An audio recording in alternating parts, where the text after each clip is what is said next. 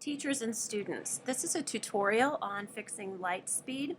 And if you'll recall, light speed is a filter that limits the access to websites students should not have access to at school. That includes Twitter, Facebook, games, anything that you're not using for classroom purposes. However, light speed sometimes goes awry and limits not just those sites, but everything. And we've had numerous students coming in over the course of the last few months trying to get this fixed. And so Aaron Sweat, our interim technician, has allowed us access to fix light speed on our computers. So students don't need to leave the classroom to fix it, and it takes a much less time if they do it on their own than coming into the library, which takes usually about 20 minutes for us to fix it. So what we're showing you is how to fix this in the classroom, knowing that students will not be able to access this online tutorial. This is really for teachers, either to play for a student to follow, or just to have some basic background information on what to do if they have a student who needs help.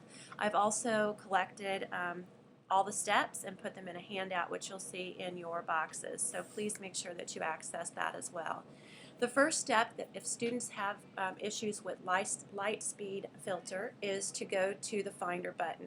They'll go to the Finder button, which you see at the bottom of my screen right now, and it should be on the left side of their dock, unless they've moved their dock to a different part of their screen, but it still should be the first thing that's there.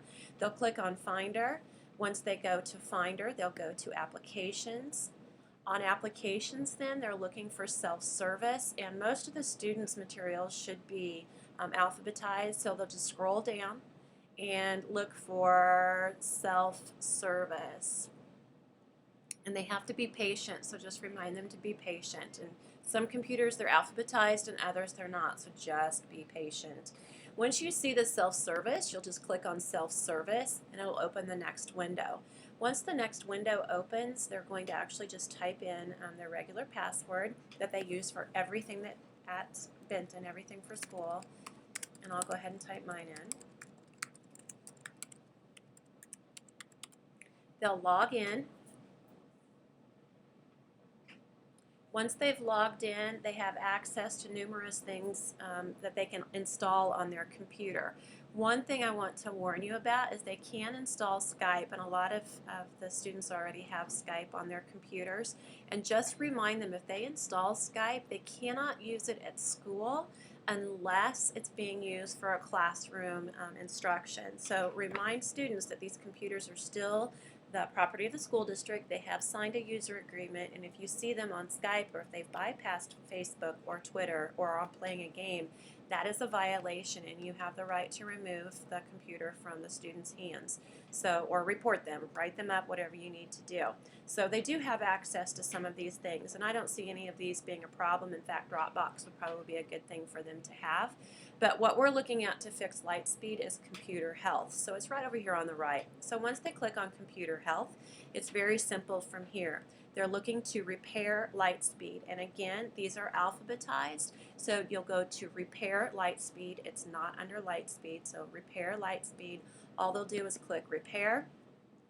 It'll take a minute for it to run the policy, and you'll see it running up here at the top of the screen.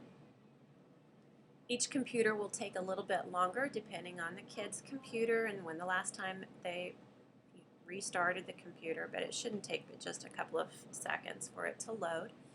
And as it's loading, you'll see it scroll across the top. Once that's completely loaded, they will then click OK.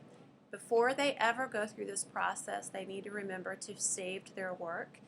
If they don't save it and they restart their computer, which they have to do in order for this to work, they will lose all of their unsaved materials. So if they've been working in Microsoft Word or an Excel spreadsheet, those things need to be saved. Once we've gotten to this point, all they do is click OK, and then they'll restart their computer. If after they restart their computer, they log in and they still don't have access to the site that you need them to have access to, then feel free to send them to the library. If I can't fix it, I'll send it on to tech services. But this should be a simple fix for light speed. Again, I'm going to send out a handout, and it should be in your box. Keep it. because once students lose access to the internet, they will not be able to access this QuickTime tutorial. You can, but really we want the kids to have access to it. So that's just a quick tutorial on what to do. It takes longer for me to explain it than it will for the kids to actually do it. So I appreciate your time. If you need anything, have any questions, send me an email. Thanks.